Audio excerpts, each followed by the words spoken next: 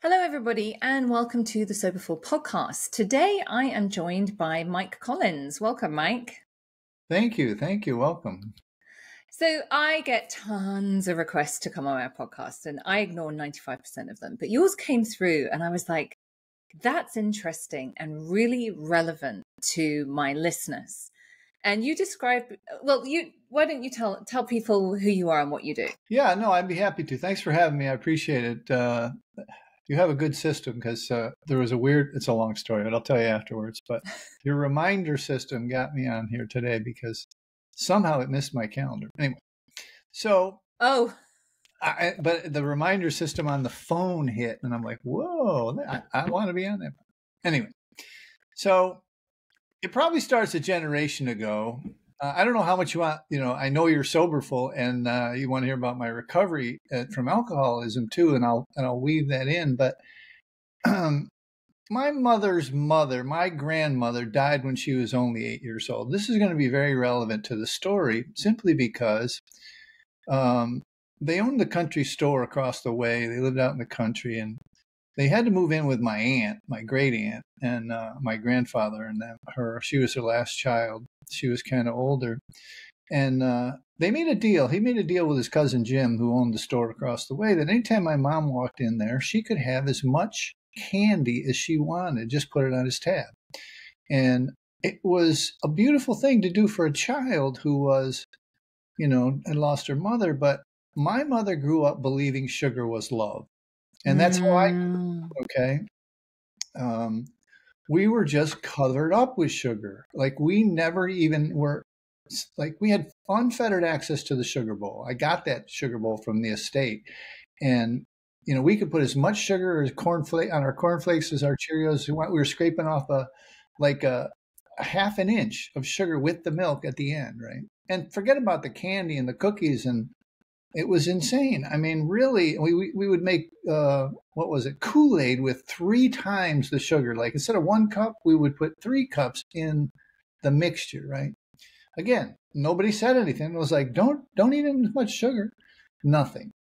Anyway, fast forward, I ran into beer at 14 or 15. Now, I never knew that sugar was changing my state, okay? I never knew it was changing how I felt, how I was feeling about anything, right? And again, this is pivotal to the story as we move forward. But I knew beer did. Beer worked really well. I could drink behind the high school, and I could, we used to call it liquid courage, and we would end up, I could talk to girls. I was kind of shy, whatever. So fast forward again till about 28. I ran the largest nightclubs in the state of Florida. I bartended all the way through college. The bars were open till 4 o'clock in the morning. It took me 5.5 years to graduate from college. Typical stuff. Crashed a car, almost killed my friend, broke my collarbone, got arrested. I mean, the whole wet my bed, the whole drinking thing, right? And it's a very important part of the process or the story. But at 28, I got sober, and we can tell. I'm an open book. We can talk about that. And as a matter of fact, my openness about my recovery has brought an amazing amount of sugar recovery people to my doorstep, recovering alcoholics and drug addicts who could put down the alcohol and the drugs, but could not put down the sugar. Okay. So I went on to have a regular life, like literally business and, all kind of stuff. But I raised 2 sugar-free kids. I read a book called Sugar Blues. Sugar Blues was written by a guy named William Duffy. And Duffy was married to Gloria Swanson, the movie star, right? And he's at a party one day, and he was a journalist, so he's at a party one day. He's putting 2 lumps of sugar in his coffee, and from behind him a voice says, "I wouldn't have that stuff in my house, let alone my body." It turns around, it's Gloria Swanson, right? So anyway, they promoted that book pretty heavily in the 70s and 80s. And I read it, and I just wanted to get healthy, right? And as I, moved through my career, my kids said, "Dad, you should write a book. You should and so I did in 2018. And in 2000, and it did pretty well. I bought sugaraddiction.com in '09, and I was still working. And I put out great information. Like, it was the best information about sugar that was current at that time. It wasn't as popular as it is now, where you see it in all the grocery stores, on the magazines and everything, all the detoxes. But at the end of the day, nobody really did much for a few years. And I wasn't that active. I would, it was a part-time thing. So when the book came out, I started to coach people. I started to build an infrastructure of meetings. I knew we needed support meetings. I didn't know it was identical to sugar or to drug addiction and alcoholism, but I knew it was close. And I had audited the food groups in 12-step meetings, so I knew what was going on there. But when the pandemic hit, I was semi-retired and all hell broke loose. I mean, I was geared up and people discovered Zoom, right? And we have now, 5 meetings a day, support meetings during the day. And but this is for people who want to break up with sugar, right? Correct. So this is all about sugar addiction. This is incredible. The most important part is that, everybody during the pandemic, you saw the pictures, like people literally bought out all the sugar, all the flour, all the candy, all the soda, and they were hibernating, but they had Zoom. And so they were gaining weight and they were just hitting our doorstep and virtual doorstep. And, we started to certify coaches. It's crazy. 80% of the people who staff our meetings are, they went through the system. They got off sugar and they wanted to help others, 20% come from the outside, they're health coaches and stuff, and they get certified through our stuff. We got certified recently by the National Board of Health and Wellness Coaches. The first sugar group, and definitely the first addiction group, because they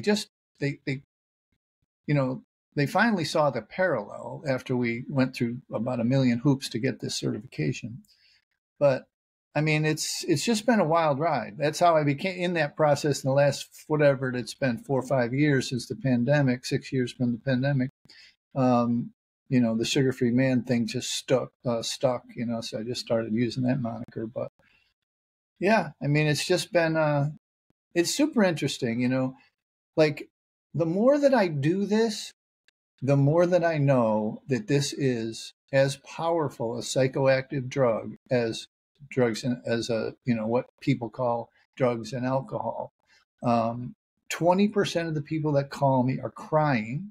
They've never told another living soul, even the recovery people, right? They've never told another living soul, turn that off. They don't think I ever heard the story where they throw the cake in the basket and then they pour dishwashing liquid over it and then they come back an hour later and they cut it off and then they eat the rest of it. They think that this is something they've never, that they're going to go to and that no one else does. This is like, it's like secret drinking. You think you're the only one who does it.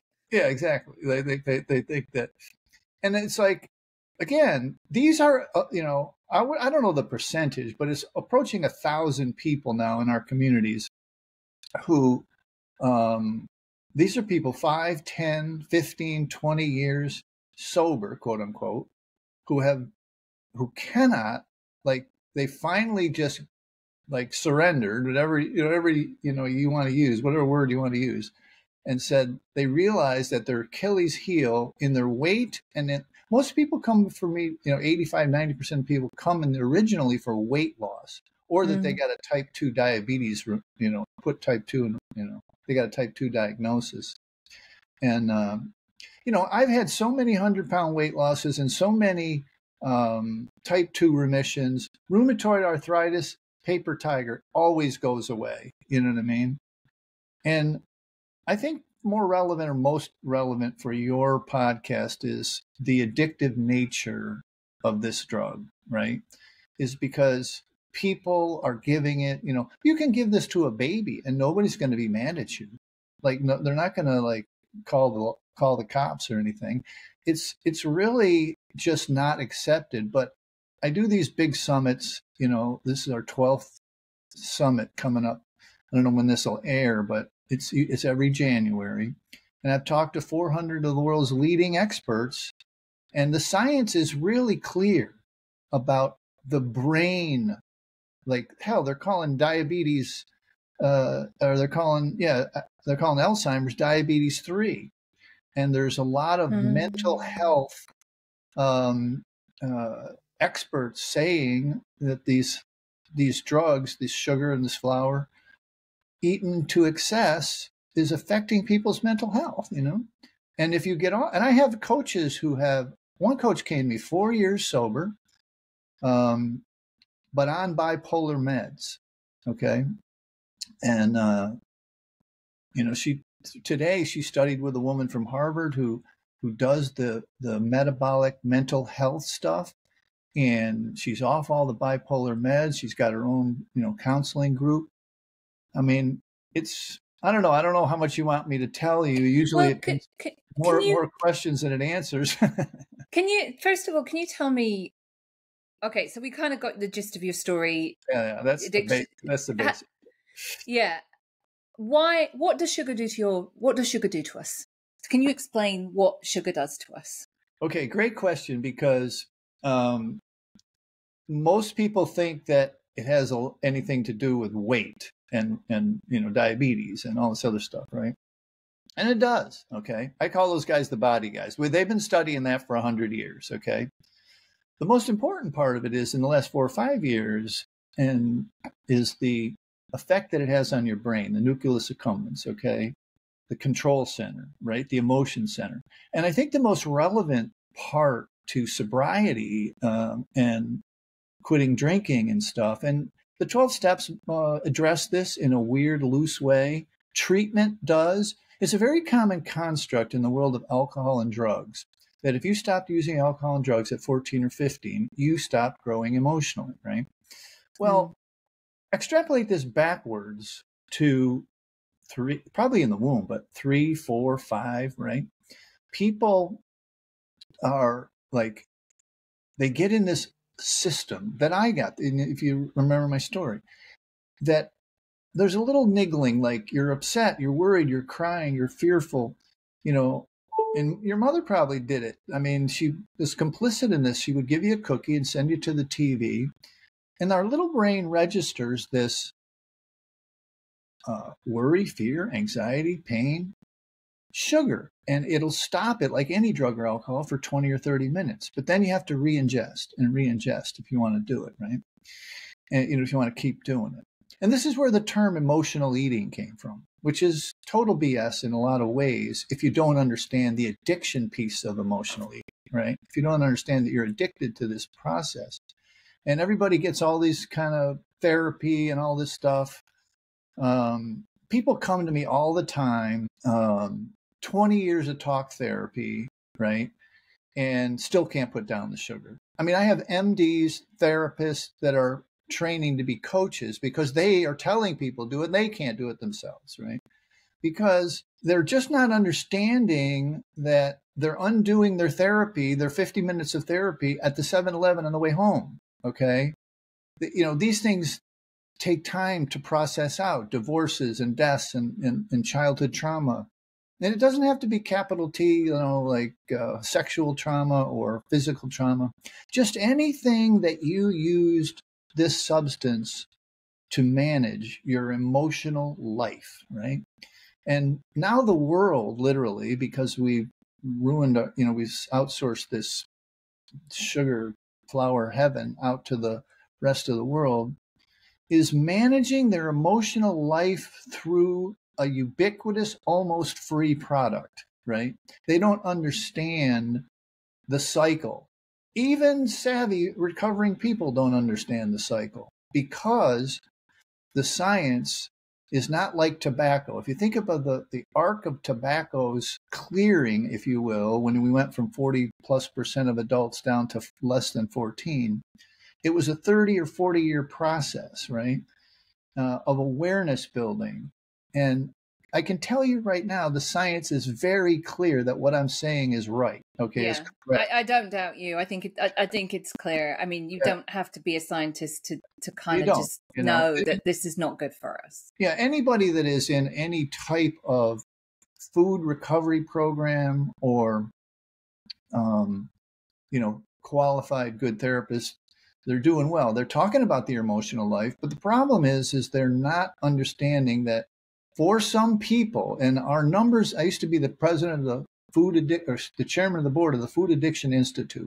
And all of those folks who've been doing this for 20 years have kind of come up with a set of numbers. And those numbers are about a third of people biochemically cannot ingest sugar, okay, without setting up cravings for more. And about a third of people are what we call harmful users. Those folks, because the food system, 85% of it has sugar in it, I call it a push alcoholic or a push sugar addict. If they get a reset and get some abstinence and kind of understand what was going on, and usually triggered by weight or diabetes or something like that, if that happens, they may be able to use sugar moderately. That 100% abstinence is not required for them.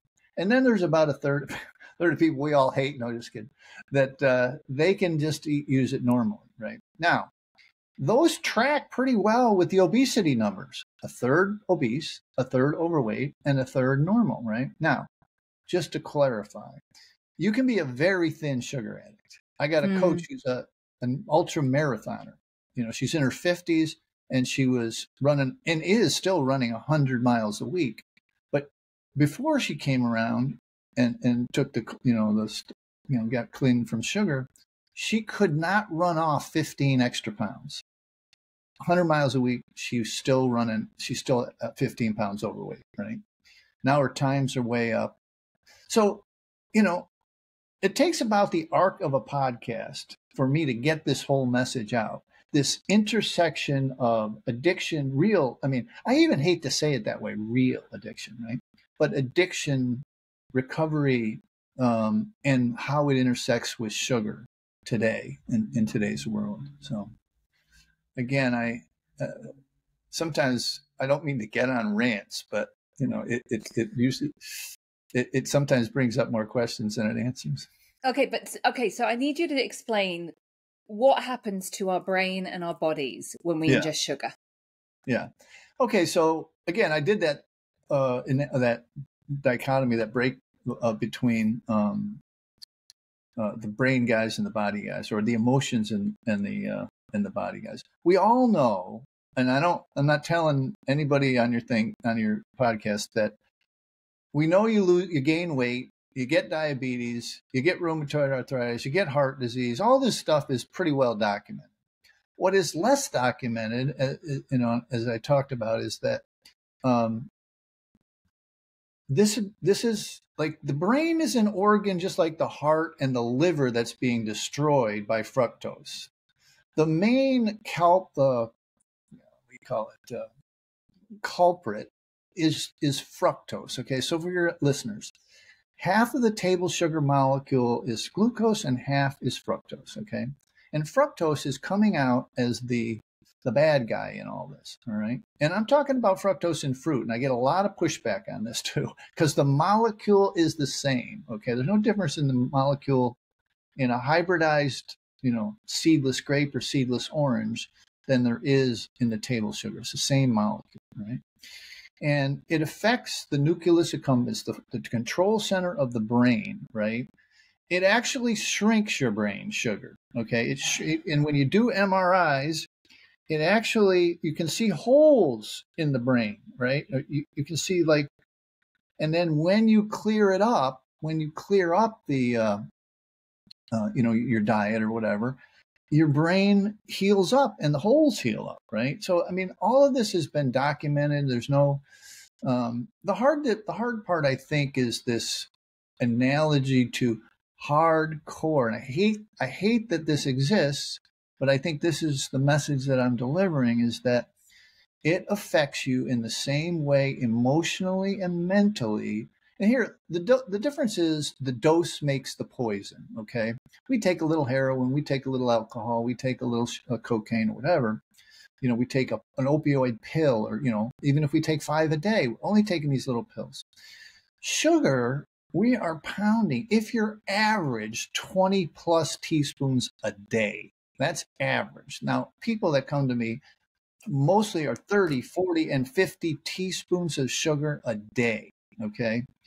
And the problem is their body never gets a break. They're never like, there's not a time where they take 2 days off. Right. And, we always, even alcoholics like at least I didn't drink every day kind of thing. Everybody says that. Right. And most people, they even quit, didn't drink every day. Right. But at least in the sugar world, everybody's using the product all day, from the minute they wake up to the minute they go to bed, they are ingesting this product. And now the science has caught up with that, mostly the brain science and the emotion science, right? The mental effect that this product has. I mean, if I had 2 more hours, I could explain to you the advances in the emotional and mental health of patients who, there's people that own nonprofits now whose son is bipolar, just like living on the street and all this kind of stuff. And through a change in diet, he's now giving seminars on this. You know what I mean? It's like the metabolic health of the mind is so affected by these products, sugar and flour, that, when you plug into the science, you'll kind of see it. So anyway, I get off. Okay, I'm literally fascinated. Can we not eat fruit then? Okay, so I get a lot of pushback on the fruit, right? And here's the issue. I kind of consider myself an amateur anthropologist, and one of my favorite anthropologies is the 12 steps and the history of recovery. Mm-hmm. But when it extends to the human anthropology and the evolutionary biology, you have to understand something. And that is, we used to get fructose. Now think of fructose. There was today, as we record this, I don't know when it'll air, but this is December the 5th. It was December the 4th. A new study came out about sugar. Every single day it comes out. Okay. And we used to get fructose once or twice a year. Okay. It destroys the liver. It creates fatty liver. We have a crisis right now of children with non-alcoholic fatty liver disease. Okay. It's an alcoholic's disease that children are getting. Like it's an epidemic proportion. I think it's like 6 or 8 or 9% of children currently have that, on their way or have fatty liver. Okay.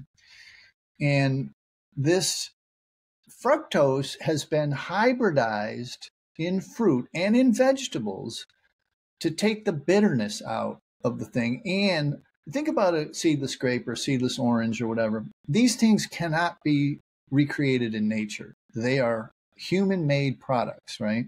And they're hybridized for what? For sweetness, for fructose, which is the sweet component, right? And the human body is literally intersecting with a place, an evolutionary place in history, that we are ingesting way too much fructose. And the answer to your question is yes, maybe. I suggest the lower glycemic, the berries, but only a handful as you walk through your withdrawal syndrome, your withdrawals of sugar. The withdrawals for people are not a conscious thing, okay? What happens is, and this is easy to explain the phenomena in the diet world. People are brainwashed by the diet industry, right? Eat less, exercise more. The sugar in the fruit keeps the cravings alive. And who the hell wants to do this if you're always craving? It's like, who wants to get sober? If You'll never win. You'll never win against cravings. They're too powerful. Yeah, it's the cravings is biochemical. It's not, it's not like I want a beer on a Friday because I know I had a tough week. You're conscious of what you're doing, but in the world of sugar, because of its ubiquity, because of its low cost, you can satiate the quote unquote cravings by, it's just like, I think I'd like a soda, or I'd like a piece of fruit or whatever. The problem is that people don't understand the damage that fructose can do, A, to the body, and B, to the brain. Okay, they don't understand it. They don't study it. I always tell people, if you want to get off sugar, study fructose, right? And the fruit just keeps the cravings alive. Now, again, if you get, my only job in life, Veronica, is to get people 90 days of abstinence from sugar and flour, and in my program, caffeine. Okay, because wired together, fired together. Chocolate, tea, coffee, all of these things are wired together, right?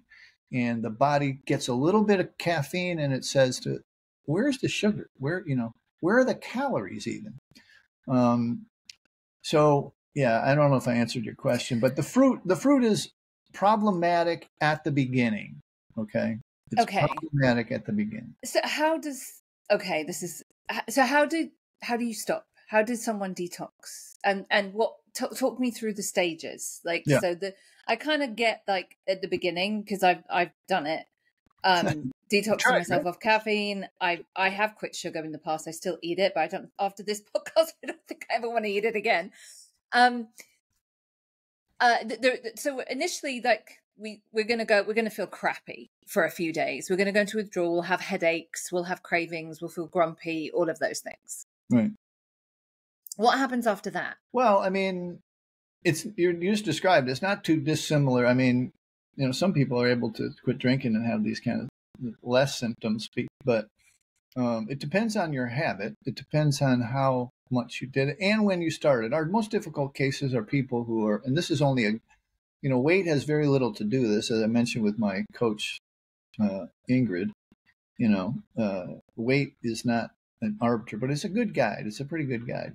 So if you were overweight as a child, and so really you have had no emotional anchor. You don't have any part-time in your life where you were not heavily medicated, basically, on sugar. So it's hard. Those folks, it's harder. But if you were, average weight, and didn't have like access like I did to sugar all the time, and your family you're growing up were okay, then you have gained a pound or two from high school or college, it's a little bit easier.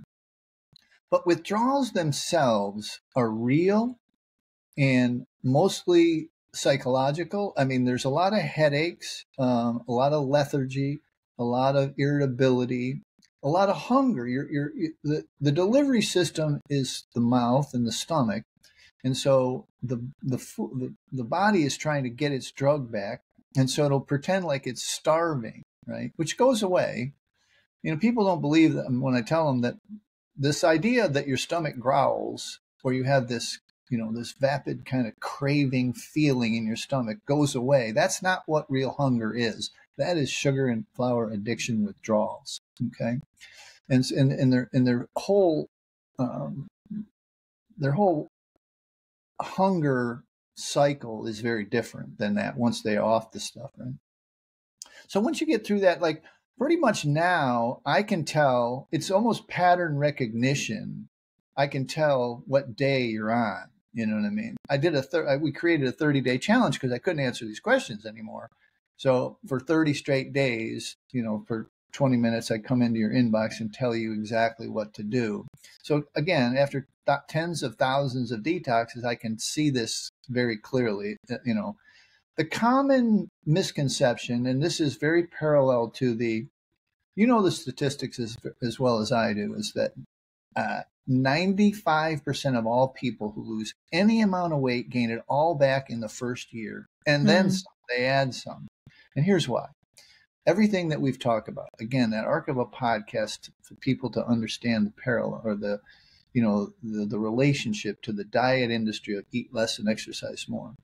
What happens at about day 15, give or take 10 to 15, is the common refrain is, Mike, I'm losing my mind.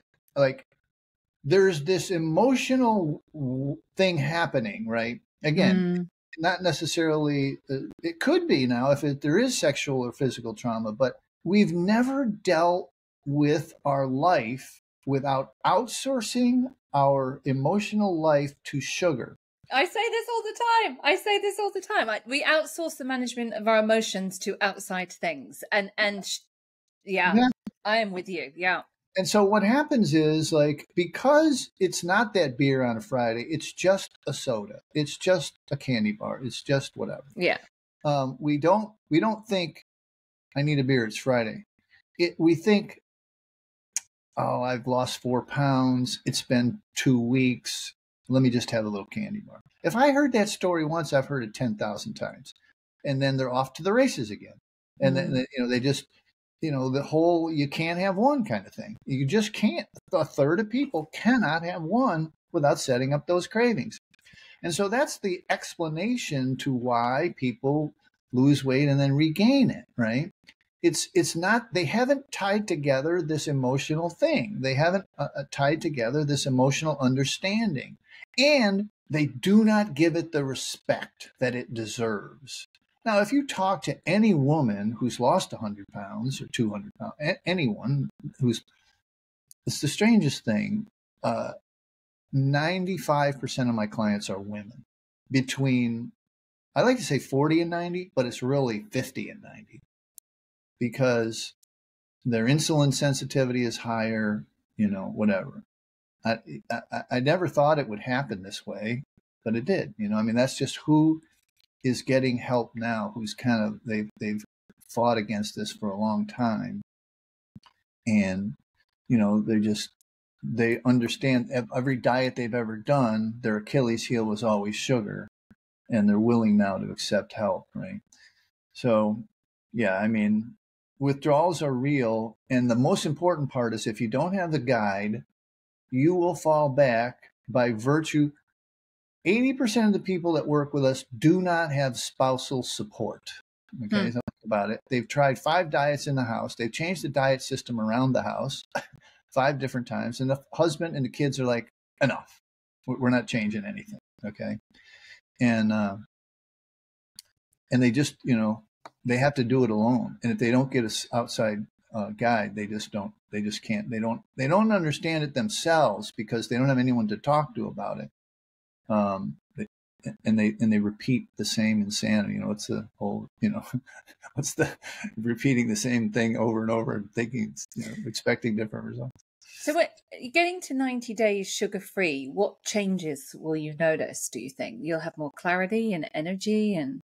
Okay, so this is, you nailed it, probably maybe intuitively, knowing that my only job, like I said, is to get somebody 90 days and their skin will be better.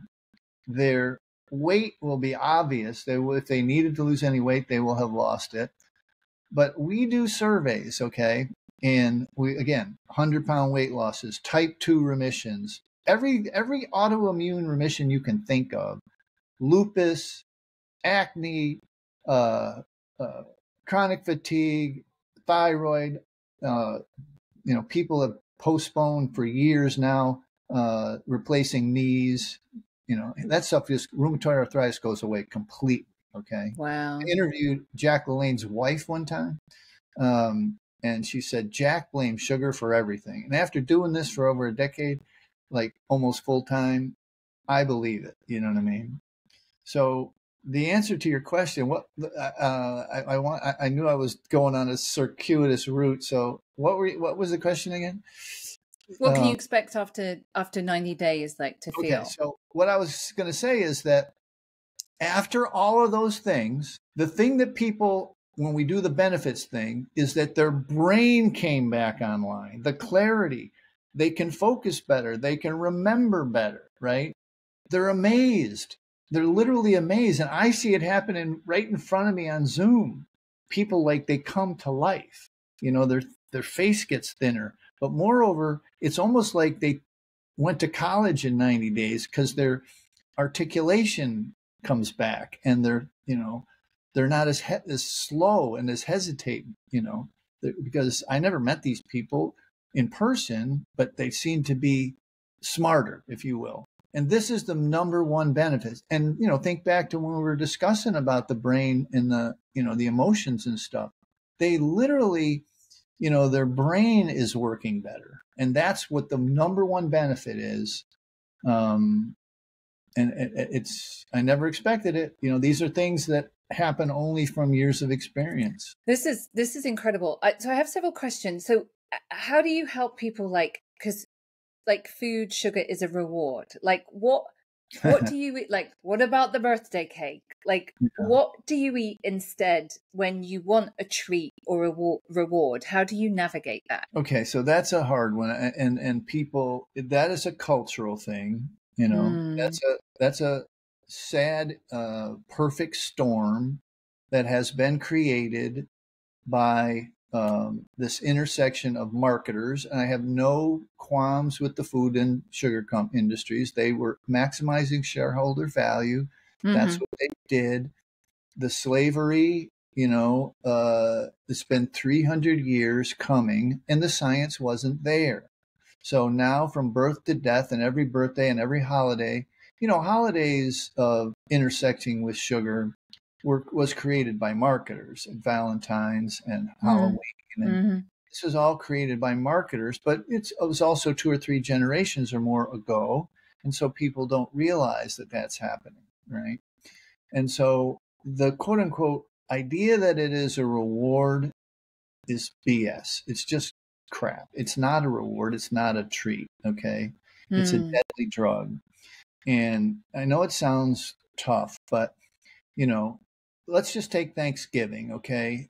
Thanksgiving is about gratitude. It's about family. It's about, giving. And you have to revert back to these types of the real part of Valentine's Day and what it's about, not the candy and the whole thing. And you have to take it away from that in the schools and in the sports events and everything. After everything, you get a cookie and you get a this and a that, because it's not right. And this evolutionary change is, going to take, like cigarettes, it's going to take time. But it's just not a treat. It's not a reward. You've got to go back to the, real rewards, a hug and call a friend. It's a complete mindset. It's a complete change. Yeah. I mean, I'm thinking, because I have 2 kids, 2 boys, and I'm always trying to minimize the sugar and cut back and all that kind of stuff. But so much of it's that we swim in it. It would be can you eat out? Can you go out for dinner and lunch? Very difficult.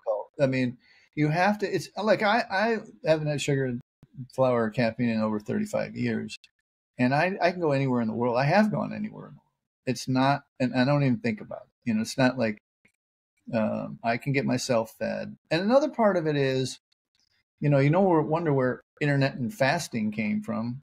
If I don't eat, I just don't eat. No problem. I don't eat. Sometimes I wake up at 5 o'clock in the afternoon. I'm like, did I eat tonight? Because your hunger is not the same, right? And you can eat before you go, and there's a million tricks, and we have all the tricks, of course, but it's not about the tricks and the tips and the community and stuff. It's about your relationship to the product. It is very different. Yes. Look, at the end of the day, and this will relate to your audience, is that this is a codependency recovery program. Remember the 80% of people don't have spousal support. You got to say no a lot. You got to tell the waitress, I can't have this. You got to tell the waitress what you want. Right. Most people will just eat it. They're not going to send it back, or they're not going to order it. They don't want to be that person at the table. Does this dressing have sugar? No. They don't want to be that person. Yeah. Well, tough toenails. You got to. I'm the furthest thing from tough love, but when it comes to this codependency recovery, saying no, setting boundaries, standing up for yourself, this is the recovery. This is the change process. This is what you need to do if you want health and longevity, and mental wellness. You have to. I hate the term grow up, but you have to recover from codependency. most of our folks, as I mentioned, are women. They've supported their families. They've supported their employers, their children, their spouse. They were taught this, right? And it's very difficult for them to now, they feel guilty. And again, it's a codependency recovery trait. It's like they feel guilty, but the whole codependency recovery is feel the guilt and do it anyway. They feel they're taking time away from their kids, or they're, like we had discussed before, they're depriving their kids of a childhood because they don't. I mean, we fought the Montessori school. We fought the kids' parents, friends, the grandparents. Everybody thought we were depriving our children of a childhood, right? Because they didn't get this sugar stuff. Hell, before they're 5 or 6 years old, they're not going shopping. They don't have a car or money. And, my kids didn't even know what candy was till they were 4 or 5 years old. They just didn't even know what it was. They had no need for it. And, if I told you that story, you'd think I was lying to you or bragging to you, because it's a very important part, I believe. One of my goals in life is to get this information to childbearing age women. Mm. That first 1,000 days is so important, it's so crucial for their brain development. Again, back to the brain. So yeah, I mean, it's hard and it's work, but it's mostly setting boundaries and, living the life that you want to live, as opposed to what, again, if you pull back to 40,000 feet and you look at it, for at least the 10,000 years we have records of, we didn't have this much processed sugar. Yeah, 100 years ago, we ate completely differently, didn't we? I remember, I love historical novels, and I was reading a novel set in Tudor England, and they would stop at an inn if they were going somewhere on business. They would stop at an inn, and the inn would have some food, and you would eat that food. Yeah. And it was called pottage. And it varied widely depending, but that was it. There would be a bowl of pottage, which was kind of a stew, and that's what you would eat. Yeah. There was no choices. There was no, and it was indigenous to whatever was local. And that's how we ate for millions of years up until about 100, 150 years ago, right? Yeah. I love that story. That's exactly right. You know what I mean? It's like, and it's really easy to build an empire on an addictive product, especially, Starbucks is an example, and all the candy companies as well. What's going on now, if you read books like Hooked by Michael Moss, or there's, Ultra Processed People from the guy in Great Britain, there's a bunch of studies on how this happens. They literally slide people into MRIs. And I mean, the short story is what happened in the 80s is the tobacco companies were losing it because of the litigation against the states. And they started to diversify because they had piles of cash. And they bought all the food companies, and they started to use their addictive understanding to put it in all the foods. When when I was growing up, there was almost no obese people. And I don't know what the numbers are, but it certainly wasn't what it is today. 80+% of the food products in the grocery store contain sugar. The reason it contains sugar is because it works. It brings people back to the product, and it's very subliminal almost. It's like you don't realize that you're having that salad dressing and buying it over and over, because when you eat that salad, even if you're a vegetarian and all you eat is that that salad dressing, it's getting you that jolt of sugar, and you just feel just a little bit better after that dinner. You feel satiated, but you're not feeling satiated from the lettuce and the tomatoes. You're feeling satiated because that salad dressing is packed with high fructose corn syrup and sugar, and this is without, again, thank you for having me, but this arc of a podcast to understand the entirety of the picture, people continue the process. This is fascinating. I could talk to you all day. Tell people where they can find you. I know, I mean, you're everywhere, and we'll put all of the links in the show notes, but where's the best place for people to find you? Sugaraddiction.com is where, you know, the kind of the home base. But depending on when this airs, every January we have a huge event with 40 or 50 speakers that's free. It's called the Quit Sugar Summit. Okay. You know, and we have information all year at the Quit Sugar Summit. So if you go to quitsugarsummit.com and just leave your email, we'll tell you what's going on. But that and sugaraddiction.com. And I have a book I always tell people, like, we brought the book home from Amazon. We give it away free on the website, so you can download the book. We don't charge anymore. You can buy a hard copy on Amazon, but the digital version is available at sugaraddiction.com on the website. Brilliant. Mike, thank you so much for coming. I'm so glad we had you on. Thank you so much for your work and your mission here. It's fascinating. I think, you know, if you're open to it, we might have you back Sure. to talk more about this. But if this is resonating with you guys at all, please check out Mike's work and let me know what you think when this goes out. And we'll see you guys next week. Thanks again, Mike. Thank you. Thanks for having me.